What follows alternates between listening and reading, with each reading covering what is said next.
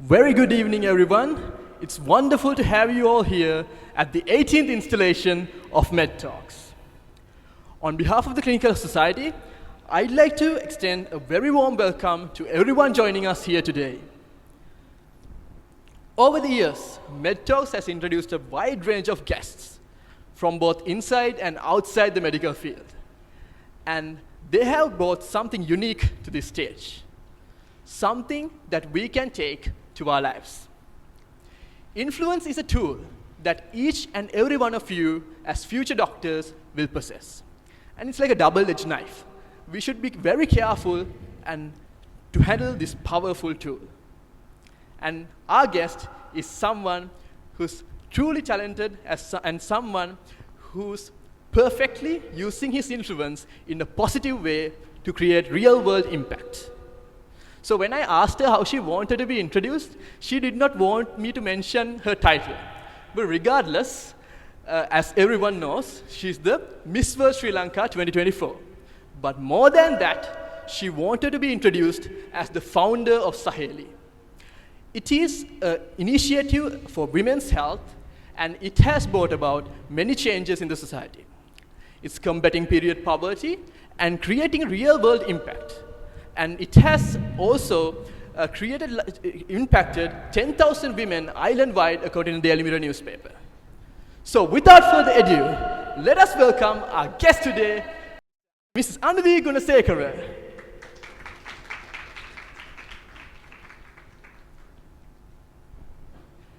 And our moderator today, a beloved member of the Golden Sea Club, and also everyone knows that when it comes to interviews like this, it's one of the first people that comes to our mind, and it's our own Dhruwin Kawas.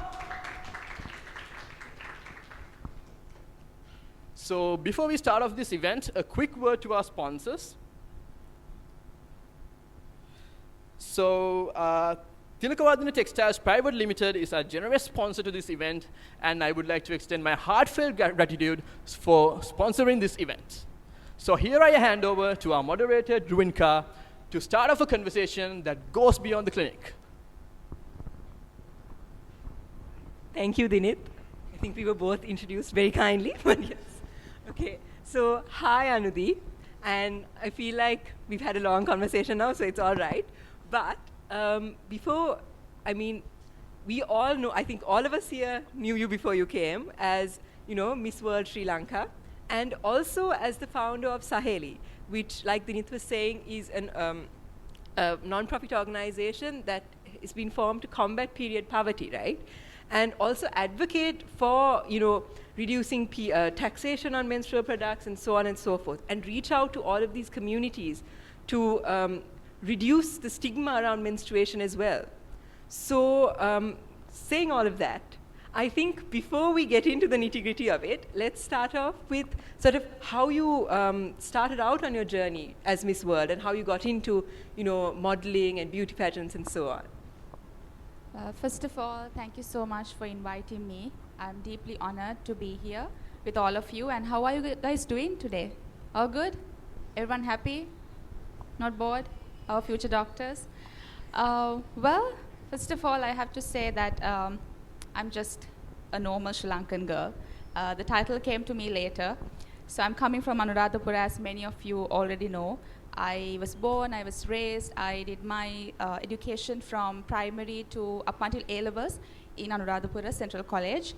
And I think I was sort of an outgoing, an extrovert personality even in school. I was not a shy, timid person. I mean, my report cards always said that talks too much. So I think like they kind of saw that I will be, I will end up here anyways. So I did my O-levels and I did my A-levels always been there thinking that I want to do this particular thing for my A-levels as well. Like I was never confused. I never found it complicated either. As an example, when I did O-levels, I was telling her as well, I was not like a smart person when it comes to medicine and stuff. That is why I didn't do it. So I have so much respect for all of you for doing something so complicated. So I remember I did O-levels and I was not expecting to pass even at once because I was doing so many extracurricular activities in school. And I remember when I was going to do A-levels, I realized that I want to do these particular subjects. I did French, I did English literature and logic, and all my friends who were with me throughout O-level and like throughout the school time, who wanted to do arts and languages for A-levels, they suddenly switched to medicine and maths and all this engineering stuff, and I was all alone. Of course, peer pressure came into me, and I remember I told my mother, you know what, I'll just go to like a biology class and just sit there and see how it goes. My mom, such a sweetheart, but also very realistic, she said, you cannot do that. I know who you are, you will never like survive that. But I was like, no, I'll just like go and see. And I went to a biology and chemistry class. I loved chemistry. So even for O-levels, I had A's for everything except maths. Like it ruined my result sheet. So I was like dumb like that in a way. So I remember I went to a chemistry class and I was like, this is okay. I think I can do something. Went to a physics class and I came home like, nope, this is not for me. So that is how I ended up doing land majors. So I think I always tried something before I said no to it, because I could like never think, I could never regret thinking about it later in my life that, oh, I should have tried it. So I did A-levels, and I remember I did French, and we did not have teachers or tuitions in school back in the day. I think now it's sort of popular, but back in the day we did not have proper tuition class. I mean, even if we did, it's like 5 students per class. So you know, A-level is not like O-levels. It is a very competitive exam. So I had to go all the way to Kandy at least twice a week, up and down the same day for tuitions. And that was the only exposure I got to an environment outside of my hometown. And then I passed A-levels, I got into University of Kelaniya, and I went to Kelaniya thinking I want to do French. I wanted to specialize in a French degree because the Kelaniya was the only state university which offered a specialized degree in French. But I also went to BCIS, the Bandaranaike Center for International Studies, which is in Colombo. This is just after A-levels. I was only 19. And that was my very first exposure to the Colombo environment, to people, to community. And that sort of changed my life. I think learning international relations changed the way I looked at the world.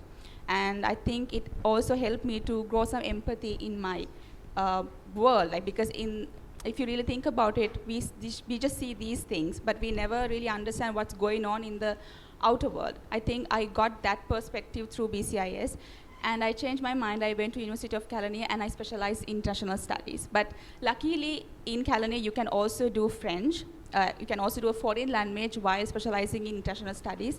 So I was lucky to do both. So that's how pretty much my entire university life went. But unfortunately, we were like the COVID batch, so the first year itself was like online, which wasn't really nice because we couldn't really make any connections or relationships or friendships with the people in the same batch. I think we kind of missed the fun times, and we only came to the university for exams in the first year. But after that, it was fine. So that's when I started doing modeling. Only because I wanted to be financially independent, not to do bigger things, but just to buy things I want. Because I was the oldest child in the family, so I sort of have that mentality that I need to be independent. I shouldn't be a burden on my parents because I have 2 younger siblings.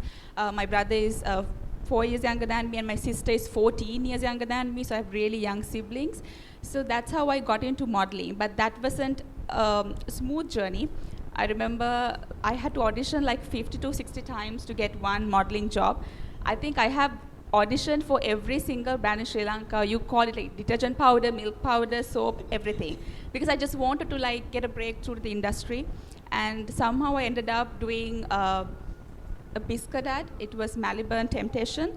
I was the coffee flavor in that ad, and that's how I got into modeling. And then even that did not help me to build a career in the clothing industry as a clothing model. And I remember I went to Fashion Bug for one audition. By that time, I had auditioned for like 100 times. I'm done with it at that point. And I told my mother, you know, I'm not going to go to this audition. Because for what? I will be rejected anyways. But my mother told me, you have to just go, just try. And I said, oh, it's okay, I'll just go. And I got it. And then I remember just for one time, I went in, did the shoot. I remember the people there was just, you know, like chatting in a corner, and I thought they must be thinking, oh, she's not doing a good job. Who is she? Like, what is she doing? And they asked me to come down to the office after the shoot. I realized, okay, this is the end of my career before even I begin it. And they signed me up for 6 months as an exclusive model. So that's how I got into the industry. They kept renewing the contract, and I think my face got out in the industry. So that really helped me to build a career in the modeling industry, in the commercial industry. But Miss World Sri Lanka, that one came out of nowhere, but it wasn't an overnight decision, because the very first time I got into the whole pageant industry was after seeing Aishwarya Rai. You all know, she was Miss World 1994. And I mean, she's gorgeous. And I looked at her and I asked my mom, who is she? Like, why is she so famous? And my mom told me she's Miss World 1994. But back in the day, of course, you have no idea what beauty with a purpose means. You have no idea what pageantry means. But in 2017, when I saw Manushi Chilla from India winning Miss World, that's when I realized maybe I should give it a shot. I think I can do it.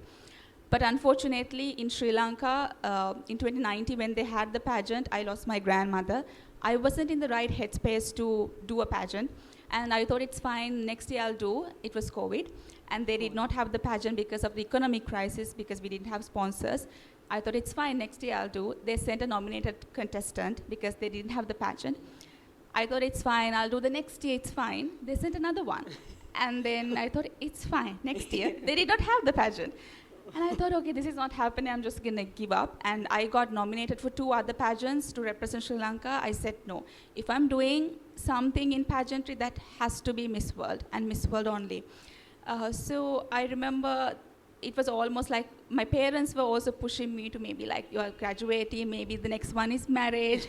And all that came into my life. And while all that happens, my parents were checking hotels, and then the Miss World Sri Lanka application comes up. Now I'm so scared to tell my parents, or my fiance's parents, that I want to do this, because they might think, why are you doing a pageant all of a sudden? It's all confirmed and finalized for a wedding. But during a video call, I told them that I want to do this. And they were like, yeah, you can get married anytime you want. You do the pageant first. And I did not expect that.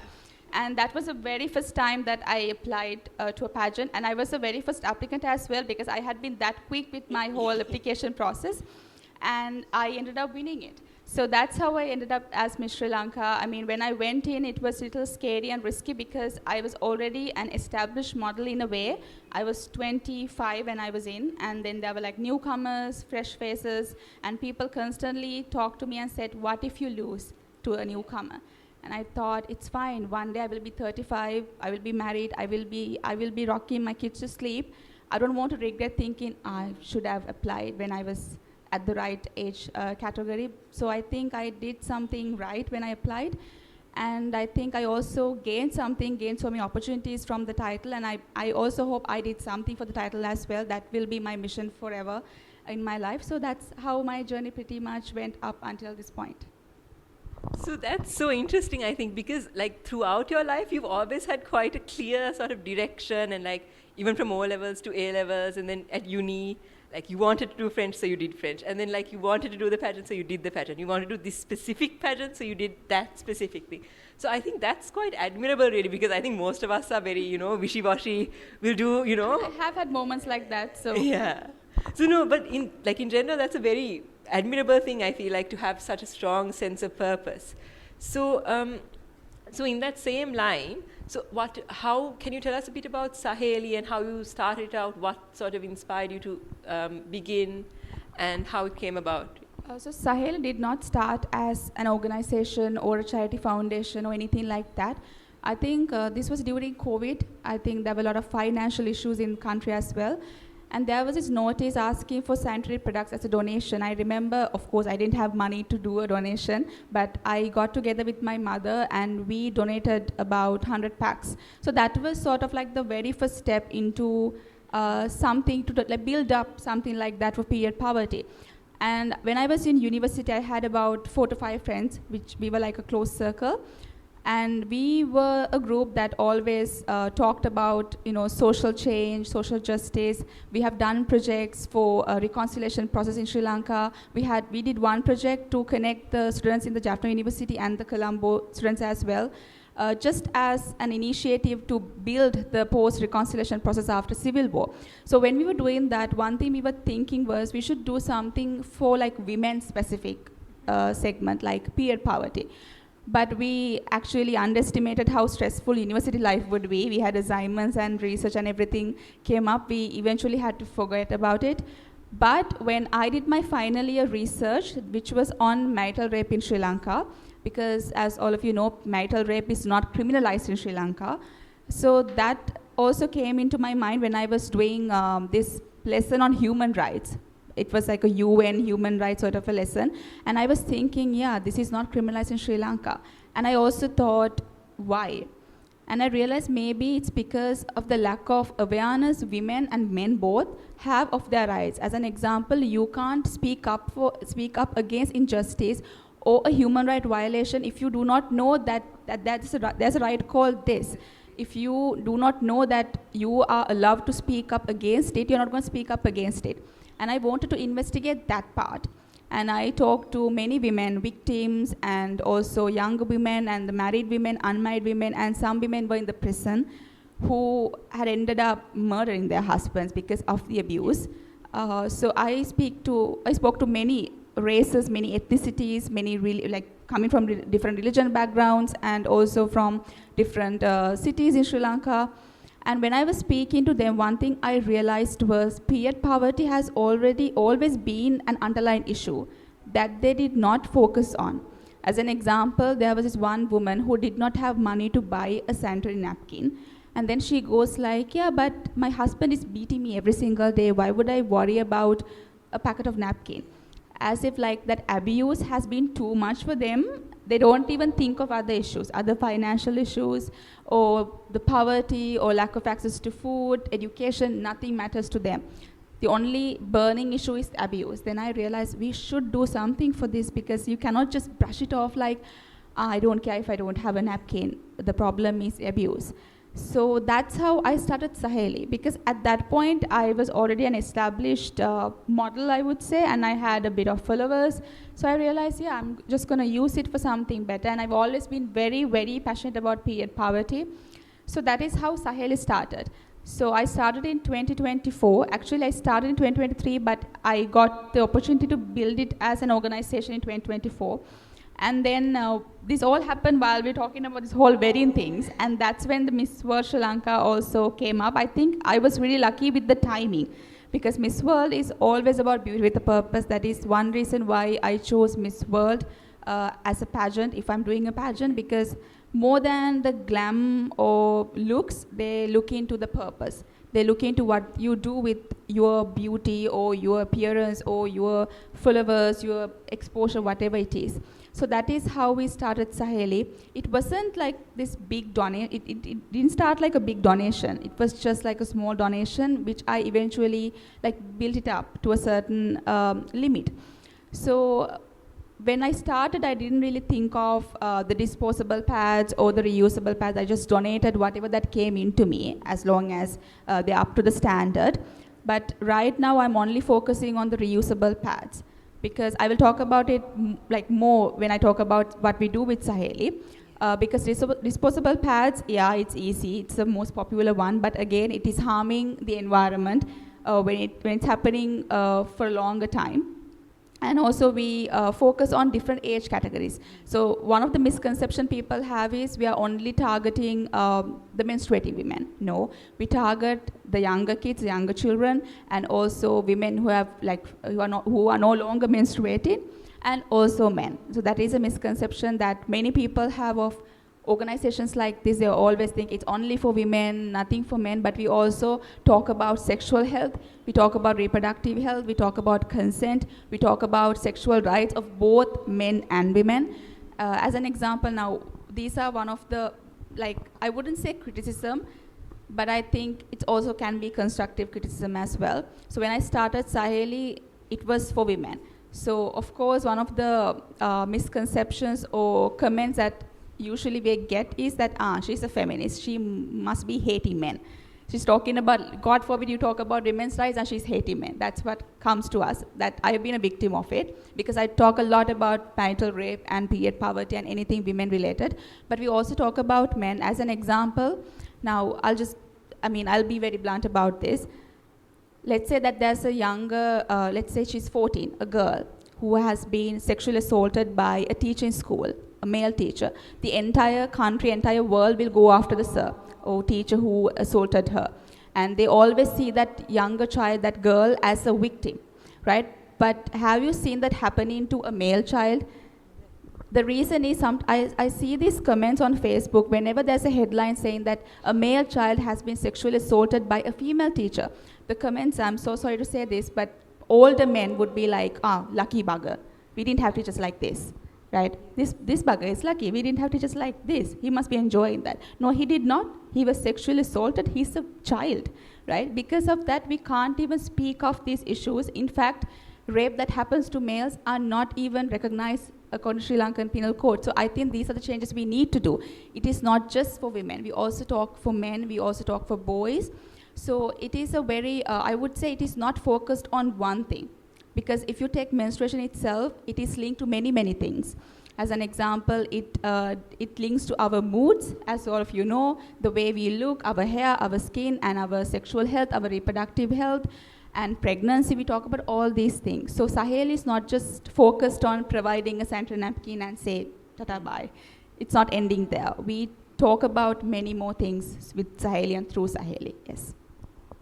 So in that same sort of line, so about the advocacy part of it and like how you're sort of aiming for, like policy change as well. So can you just tell us a bit about how that works and how you're using your influence to, how you can use your influence to, make changes in that aspect as well? And how maybe we also could try and, advocate for some sort of initiative that we as undergraduates want to pursue. I would talk about the recent changes I've done for Saheli. One thing would be using the reusable pad. So before that, as I've told you, I was using the disposable pad. I mean, I myself used a disposable pad back in the day, and I used to donate that as well. And I realized later, I give this packet or like these, let's say 100 packs to a school, and what happens to them the next month? Because they're going to use it, they're going to throw it away. And also, how are they going to throw it away? How are they going to dispose this particular pad? And that's when Celine Foundation, Bleedwood Foundation, I got to know them, and they are producing this reusable cloth pad that you can use for many, many times. As an example, like 2 packs of this sanitary napkin will save you from the financial burden of buying another napkin for 2 years. So that's a lot. And also in Sri Lanka, about 963 million disposable pads are discarded every year. And that is about 14,000 metric tons of menstrual waste only. And that's 90% plastic. So you don't think about the bigger picture, you think it's just my pad, but like we have more females in Sri Lanka. The female population is higher. So there are women who menstruate also. Then imagine the waste that we are collecting annually. So that is why we wanted to switch to the cloth pad, and also we can use a period cup as well. But again, it's very challenging because I can't go to a school and talk to a child and say, use the period cup. The mothers are like against it. They're like, because of the social construct that comes with virginity and all, they don't want them to use something like period cup. Though older women can use it. So the other alternative option is using the reusable cloth. So right now we are talking about period poverty, menstrual health, all together with climate health as well. Because we can't be selfish, right? Because we need to talk about period health, menstrual health, but if we don't have an environment or a planet to live that healthy life, what's the point?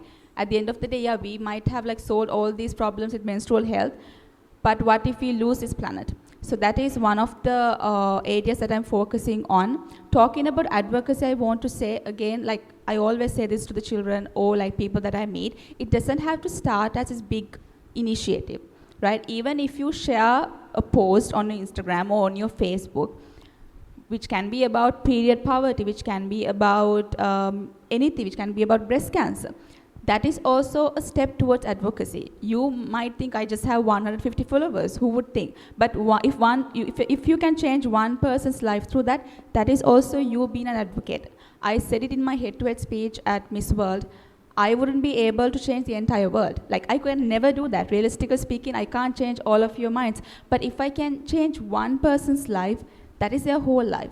So I think regarding advocacy, that should be the goal. Not to change the entire world, not to change everyone, but at least to change someone else. And also you need to understand when it comes to advocacy, the the comments and the criticism that comes to you, which I have been a victim of. As an example, when I did Saheli, one of the accusations I came with, why are you talking about such a taboo topic? I did a podcast and I put up videos, and unfortunately, this is not just men, these are also women, telling me, older women specifically, telling that, aren't you ashamed to talk about periods? Like, you can't talk about periods like in a public space like this. But these are the same people who would throw huge parties and weddings the moment their daughter gets their menstruation. They would call the entire village, right? But if we talk about periods or something like a burning issue, they are mad. So I think that is one of the things that I have to go through. And also I believe another comment that I always get, that you might as well get when you do advocacy or anything. People would be like, is it a burning issue? Why are we talking about period poverty now?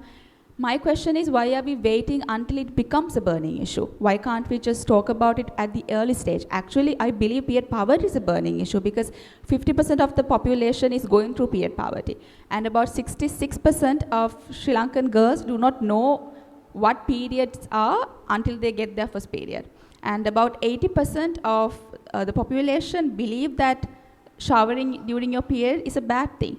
And about 60% of teachers think period blood is impure. And you shouldn't go to these temples and kovis and whatnot when you are going through your period. So these are all myths. So this is not just lack of access to products, lack of awareness to education as well. And another criticism that you would get when you talk about these issues, then this is something I got. When I did Saheli, people are like, it's a copied project, someone else has done it. And I'm like, so what? Why are you gatekeeping charity now? Do you have like a patent? Only I can talk about breast cancer, you cannot talk about it. Because now Indira Cancer Trust is talking about breast cancer. And then we have a national control program talking about cancer. Do they fight thinking, no, only I can speak about it? You can't. At the end of the day, someone is talking about the same cause. It is not copying. It is not gatekeeping, it is actually progress. So these are all these are coming from a specific community in Sri Lanka, not everyone, but be ready. And be ready with your stats, your research. So these are the things that you might have to go through when it comes to things like that. Specifically, when you talk about things like period poverty. Now, I believe if I talked about children education, I wouldn't get this many comments because it's not a taboo, it's like sweet and cute and all that. But if I'm also someone who is not scared to be disliked. I'm not someone who is scared of hate comments because if that is there, I wouldn't be here. So when you do advocacy, you need to embrace that personality as well. You can't care for every single comment, every single person's opinions and do it because you will get those issues. Like I said, now when it comes to period poverty, one of the major concerns that I went through was burning issues. It's not a problem. Why do you keep talking about period poverty? Back in the day, our grandmothers did not have issues like that. Our grandmothers were healthy, and I'm thinking, no, your grandmother was popping babies like a machine, and she died after 13th child. She was not healthy, my darling. Right? She did not have the voice or the opportunity to talk about it. And luckily, today women have the opportunity and the freedom and the awareness to talk about their rights. So the women before us, also men, they had to fight for these rights to give us a voice. So it is our opportunity and also our responsibility to use that voice for something better. So I think that is all about advocacy. Yes.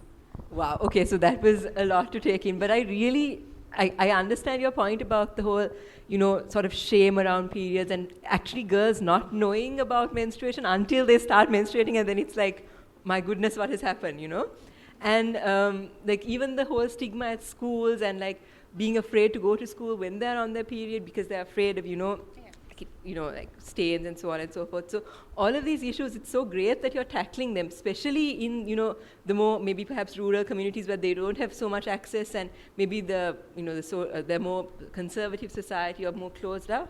So one thing was about outreach to those societies as well, which is really great. And also, I really like your point about the fact that, it's okay for two organizations to be doing the same charity and that it's not a copycat, it's more of a collaboration.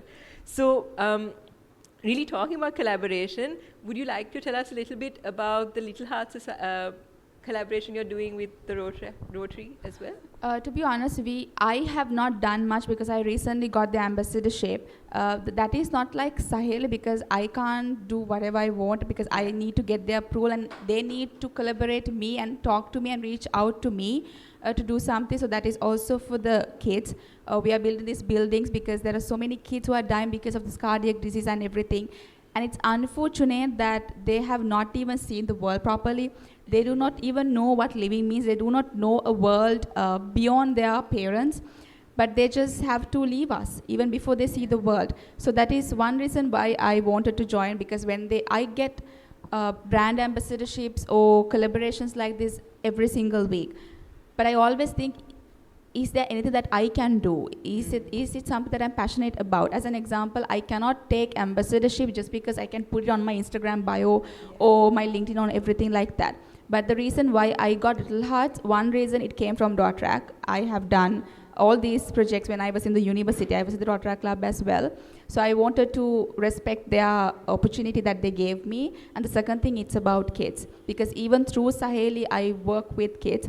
But unfortunately, I haven't done a project with them yet because they are still finalizing it. So I do not have a lot to talk about Little Hearts for now. So yes.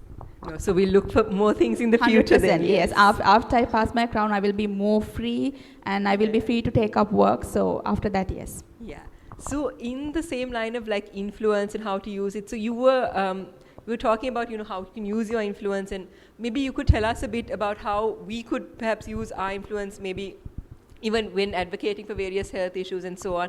But also you wanted maybe about how we can sort of take up the influences we see online correctly so that we're not just blindly following random trends and, sort of being led down wrong paths.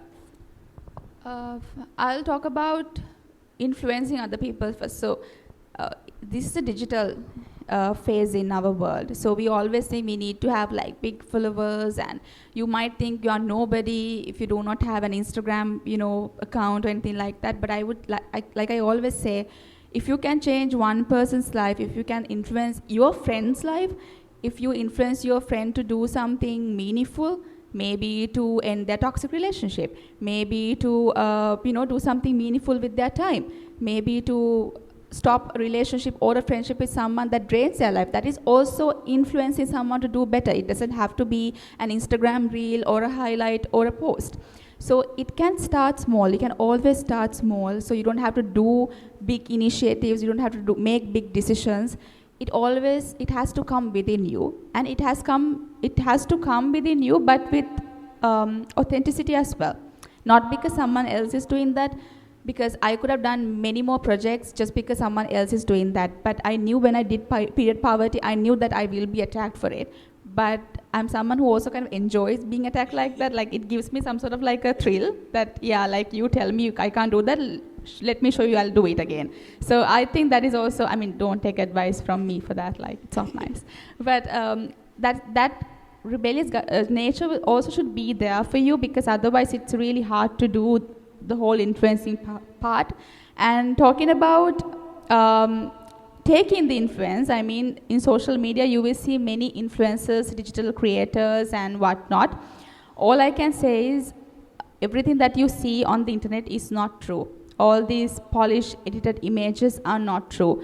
And specifically, since there are girls, you might see these things and you might compare yourself to the people you see on the internet. Now people are using these AI images, kind of look real but not real at the same time.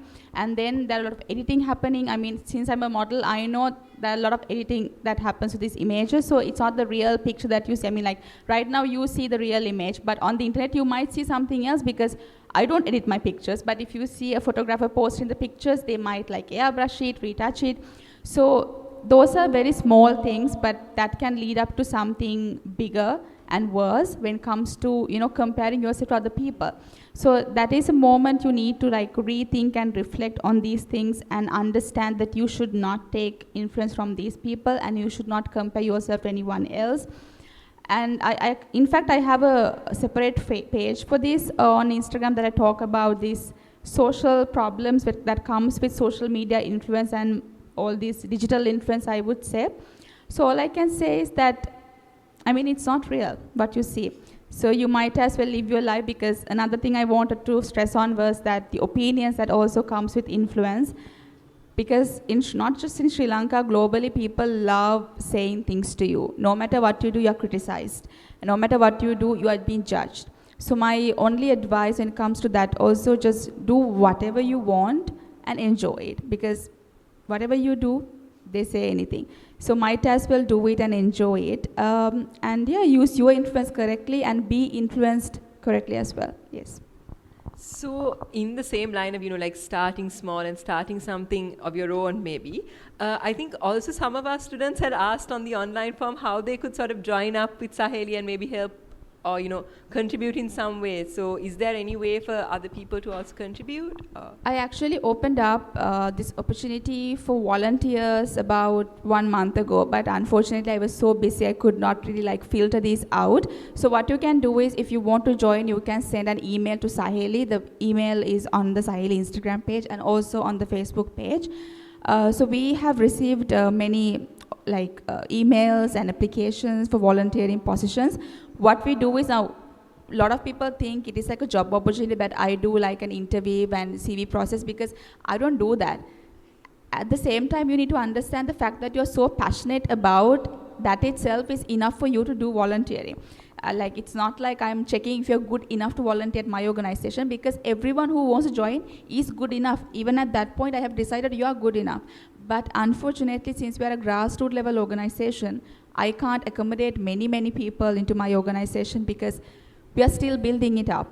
So we are not like an organization like UN.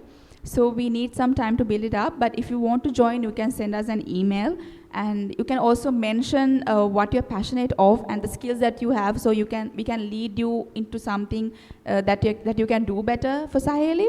So yeah, you can just send an email. That's all you have to do, and then we can take it up from there.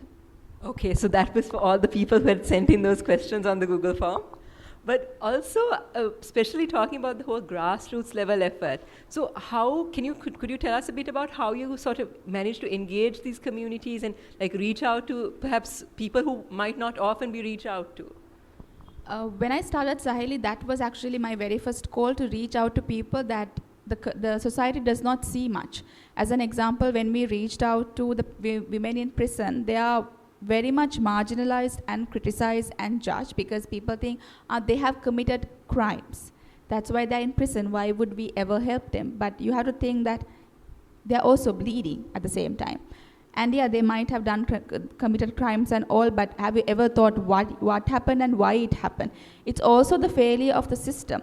As an example, there were women who had to commit murders and crimes just to self-defend themselves. Right? I'm not justifying their actions, that was bad, but if you just keep them in the prison and send them home or do whatever you want to do with them without actually trying to teach them what is right, what is wrong, and how to rebuild their life, you are just sending the same person to society, and that is even more harmful. When I did this prison project for Valikada and Anuradhapura, they were all older women. About 50, I would say. There were also younger ones as well, but mostly older women. They didn't even know what menopause means. They were like, yeah, I stopped menstruating and I have these heat flashes and whatnot. I didn't know what was happening to my body. So this is the situation in Sri Lanka. And we also reached out to the temples and the churches and all these places, because yeah, people go seek advice and would offer some dane, and that's it. Did you ever think, do they have enough knowledge and access to these products? And also, did you ever really ask how they're doing when it comes to their menstrual health? No. So these are the communities that I reach out to personally, because yeah, schools and everything, children, they get help. I'm not saying they don't, they get help. And I'm not saying they don't deserve help, they do. But for Sahel, I've always been trying to reach out to communities that is sort of unnoticed and hidden from the society. So whatever the cause that you are working for, it could be breast cancer, it could be period poverty, I would say always try to reach out to the communities that society doesn't really offer help. And it could be really hard at first, because taking permission to meet the women in prisons or church or temple wasn't that easy, because that comes with restrictions. But you can always reach out to them. But I'm not saying that you should start by reaching out to these communities first. Start small again. It could be your own school that you went to when you were a kid.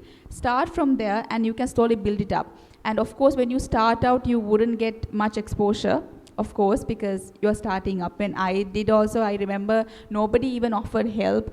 When I talked to the resource people, they didn't even want to come. Only like one person came and did a session for one of these schools.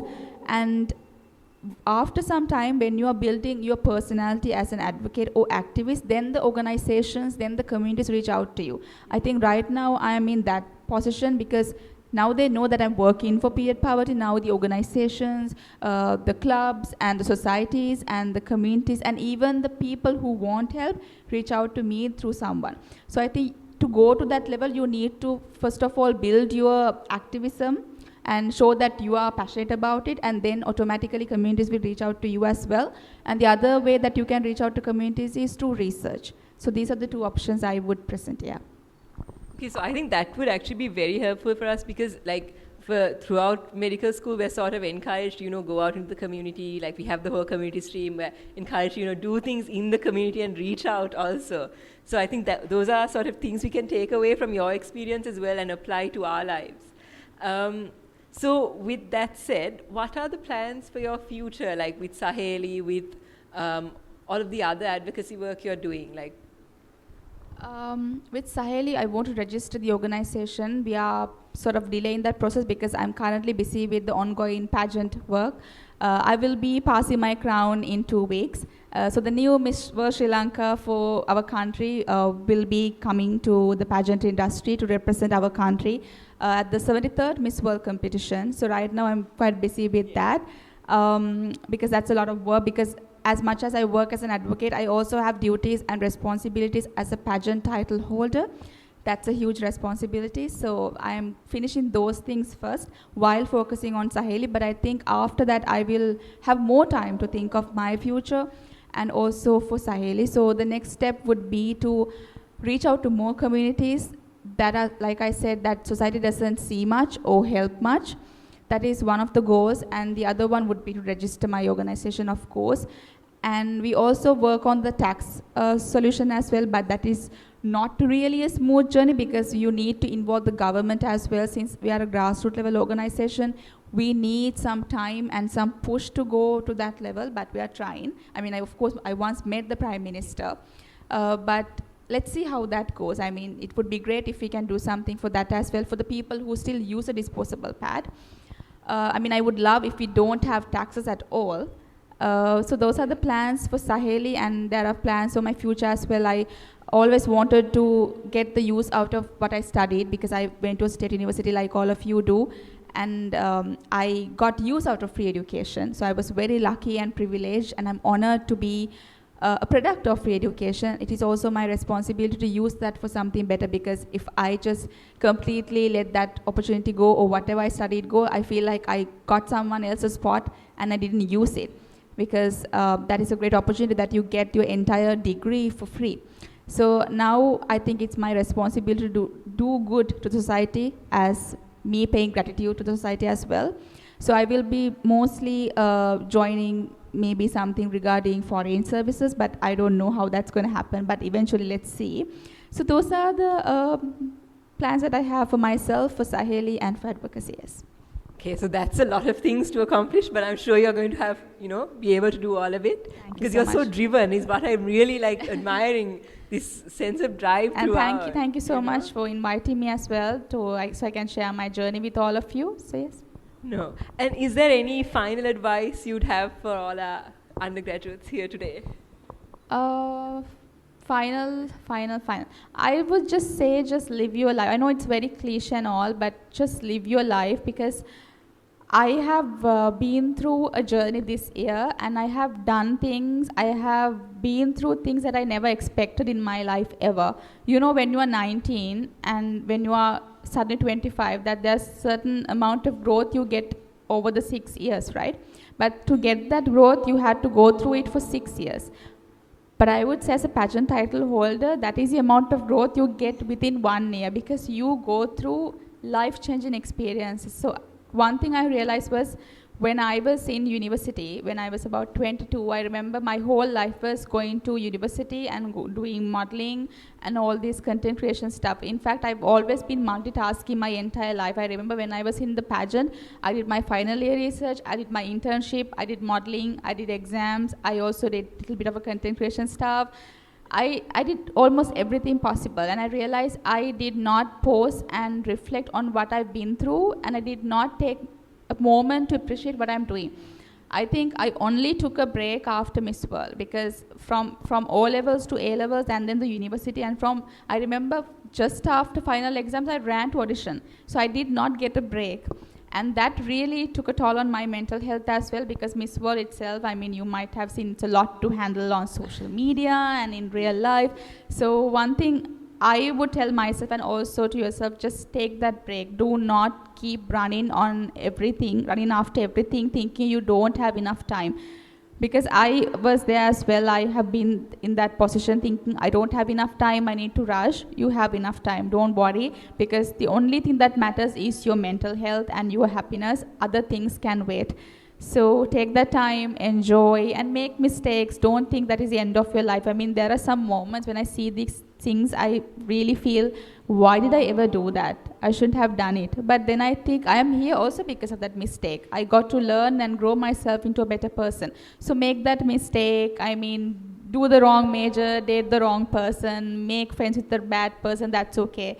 That is not the end of your life, and you will always have time to come back and do better. So yes, that is my advice.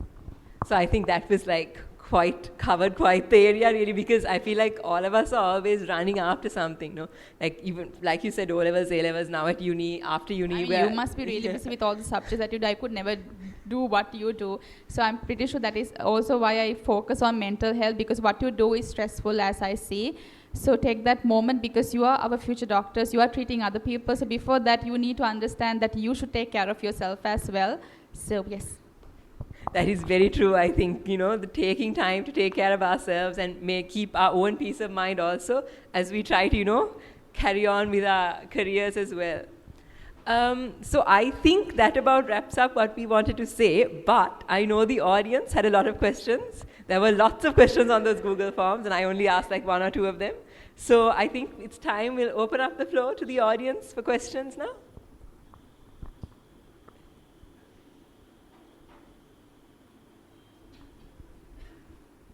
Questions, anyone?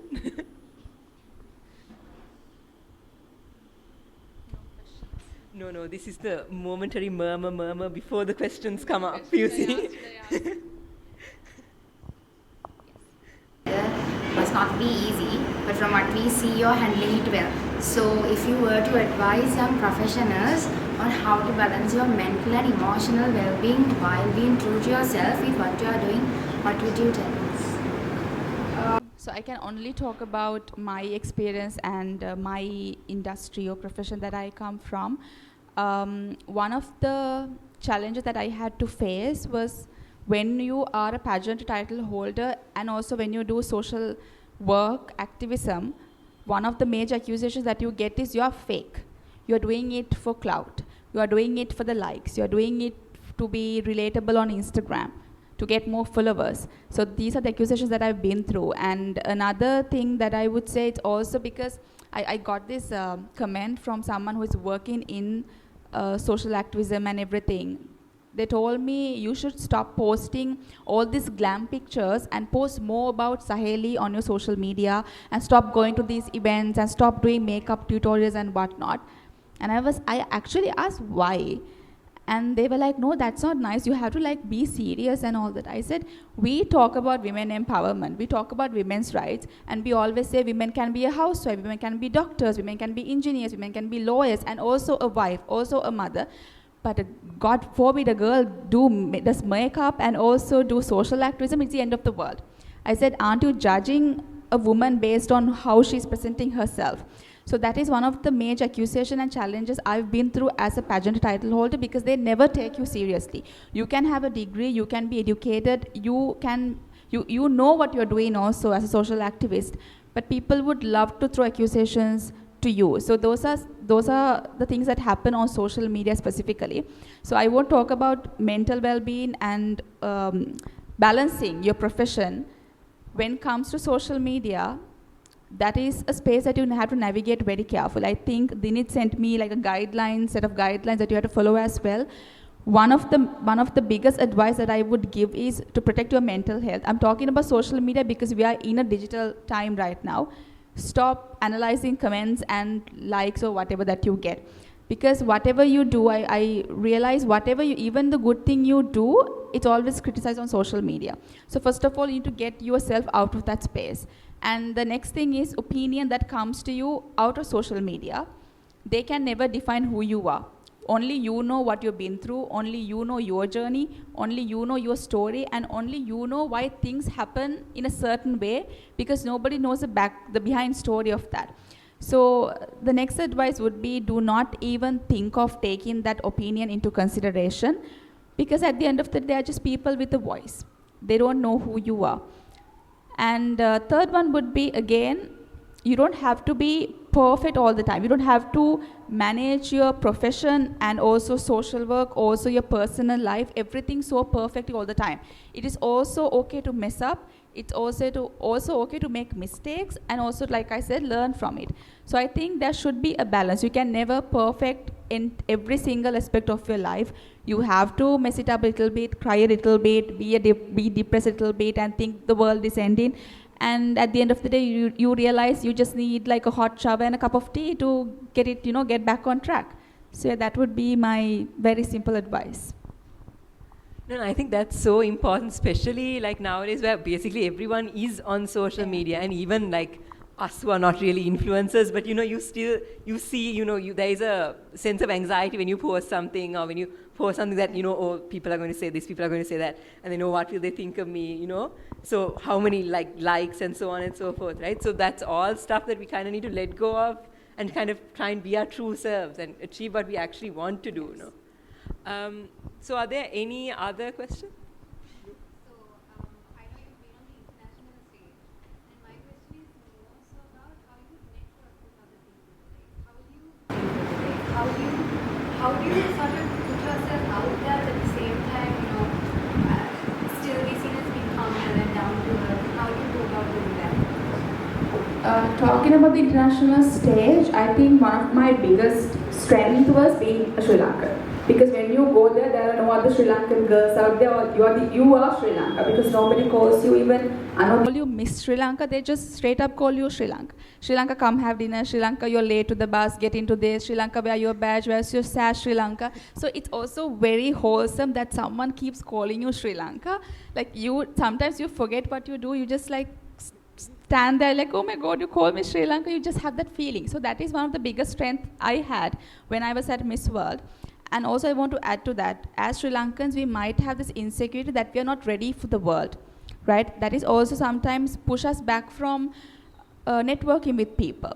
Like as an example, people always think we are not up to the international standard. The way we talk, the way we walk, the accents and everything has to be polished to set to that international standard. I would say that is wrong. This is our authentic self. Like one of the things that I had to go through was polish up your accent. Have a more British accent when you speak. And I'm like, I'm Sri Lankan. Why would I ever polish it? This is my authentic value that I'm bringing to the international stage. Because when you go there, you realize Miss France has an accent. Miss Ecuador doesn't even speak English sometimes. And they speak Spanish sometimes. You don't even understand a word.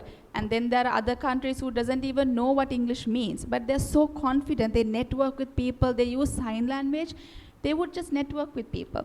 So the first advice that I would give is, don't ever think that you're insufficient or you're not up to a standard to start networking with people. That is one of the problems that I also get from people when I talk to them. They think they're not confident, they can't put themselves out in the world, can't walk into a room confidently, because nobody's even thinking about your insecurities as much as you do. Right? As an example, I'll just give you one example. Let's say that you are insecure about maybe your ears, and I'm insecure about my nose, right? When I'm talking to you, I constantly think about my nose. I'm like, does she notice it? Is it like noticeable? So you think about your ears. So that's one good example to stop thinking about things that you lack and start focusing on things you have. So that is number one advice I would give for networking. Just put yourself out there, even with insecurities, even you think you're not enough, just put it out there, that's okay. Second thing I would say, when you start networking, don't always try to target people that you can relate to. We always have that thing, they have to be financially relatable, they have to be socially relatable, they have to be in the same industry. But no, there are so many things that you can gain from different industries. As an example, I'm not coming from the same background as you. I'm from a pageant industry and I have done international relations. I have never even touched anything, at least a book about medicine. But I am here talking to you because there are so many things that we can relate to together. So always try to make sure that you connect with all sorts of people. I'm not saying that you go and meet the murderers and drug dealers and all that. I'm not talking about that sort of networking. I'm saying it could be different financial levels, social levels, cultural levels, ethnicities. So try to network with all these people. Talking about being humble and being grounded and being down to earth, I would say that is more about personality. I think networking or not, wherever you come from, whatever the industry you are in, that is an essential quality you should have as a human being that will take you to places, because nobody will remember you for how you look, the six packs you had or the narrow waist you had. No, when they come to the funeral, they don't look at you and say, he had a six pack, man, like such a wonderful man, or they won't say she had a long hair, she's beautiful. No, they remember how you made them feel. If you maybe like offer some soup when they were sick, they remember that. If you offered some mental health tips when they were depressed, they remember that. So I think that authenticity, that being grounded and being down to earth, being kind to people is an inherent quality that all of us should possess. So yes. So I think we have a bit of time left. So is there any more questions? I see Mani. Sorry, Madam. Madam, you can go.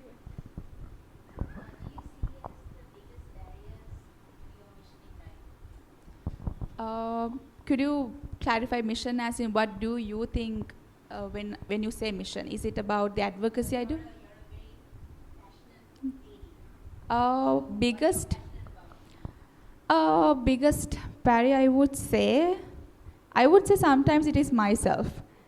I wouldn't say it's any external factor, because not to sound arrogant, I don't think I'm someone who stops or who even thinks of stopping just because of an external factor. Because if I want to stop because of an external factor or an opinion, I would have stopped by now.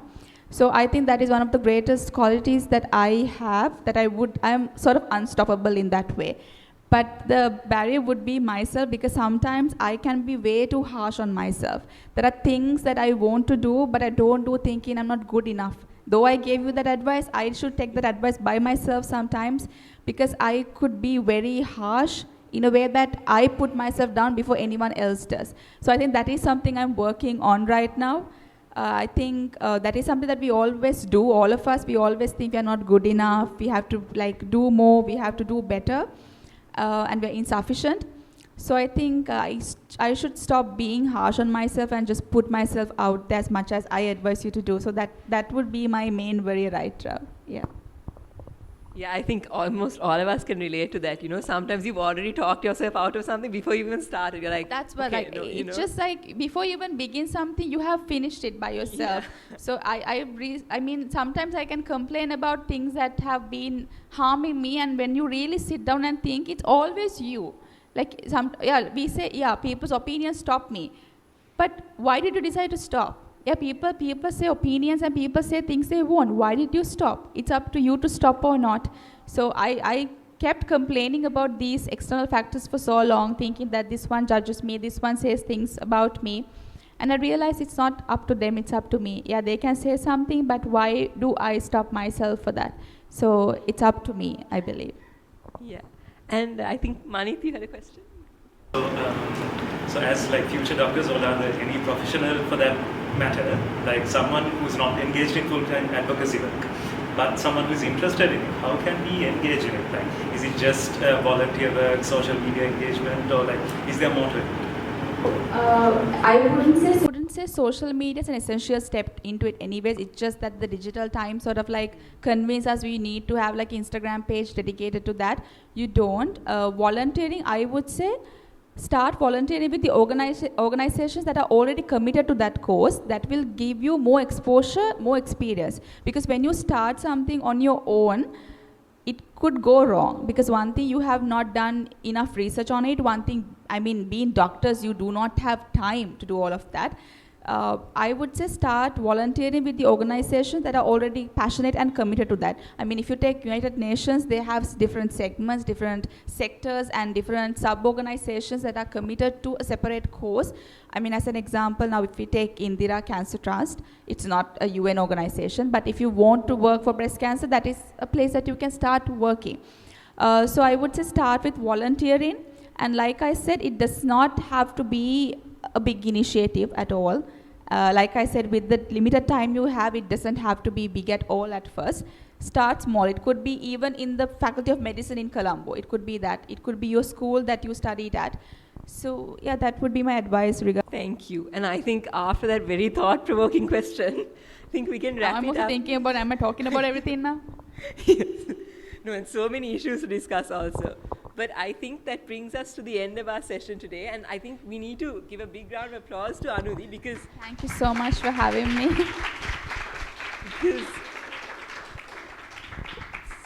especially because she's taken the time to come and be with us today, especially in the middle of all this, the new Miss World pageant and all of the things that are going on. You managed to take time to come and speak to us.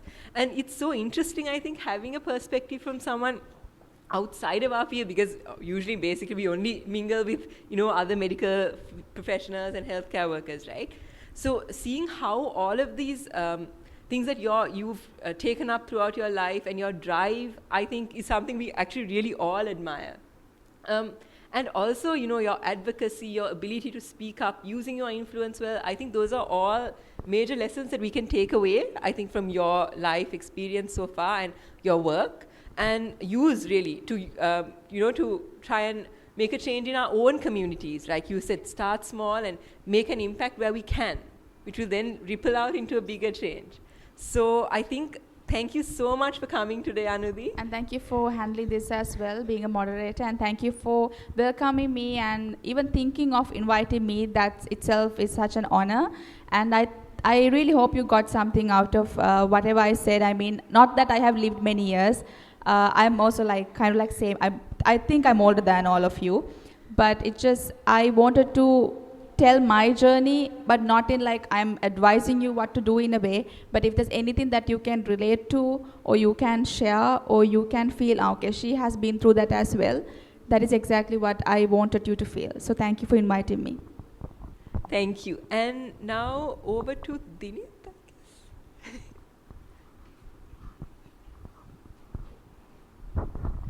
So everyone, let's hear another round of applause to Anudi Gunasekara.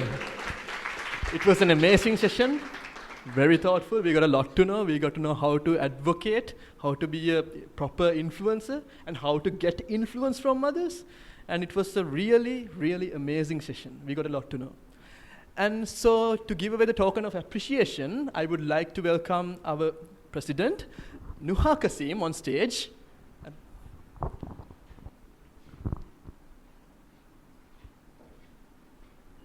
And also our senior treasurer, our Madam Nisha.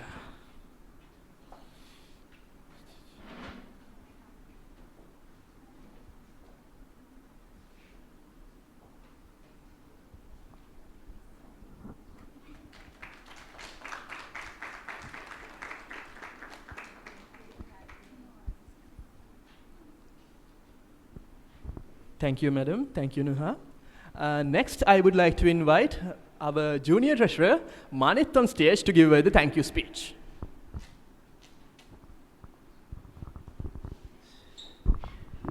Hi, good evening, everyone. So, on behalf of the Clinical Society of the Faculty of Medicine, University of Colombo, it is my great pleasure to deliver the vote of thanks for today's inspiring MEDtalks event. So, first and foremost, we extend our heartfelt gratitude to Ms. Anudi Gunasekara, Miss World Sri Lanka 2024, for gracing us with her presence and sharing her remarkable journey with such honesty, warmth, and passion. Your words today reminded us that true beauty lies not only in achievement, but in compassion and service as well. The way you encouraged us, future doctors, to look beyond the hospital walls and engage in meaningful social work truly resonated with us. Thank you for being an inspiration and a role model who bridges glamour with genuine empathy. We also wish to thank our Dean, Vidya Jyoti, Professor Vajira H.W. Disanayake, for his continued support. Unfortunately, he was unable to attend today due to unexpected circumstances. We also thank Dr. Nisha Rockwood, the Senior Treasurer of our society, and other faculty members who took time from their busy schedules to be with us this evening. Your continued support makes programs like this possible. And of course, a sincere thank to Tilakavardhana Textiles, our generous sponsor, whose support helped us to bring this memorable event to life. And finally, to all our medical students and fellow participants, thank you for your enthusiastic presence and engagement. Your curiosity and energy are what makes this event truly memorable. Once again, thank you to everyone for making this evening so special. Let's continue to be inspired, to serve, and to make a difference. Thank you. Have a pleasant day.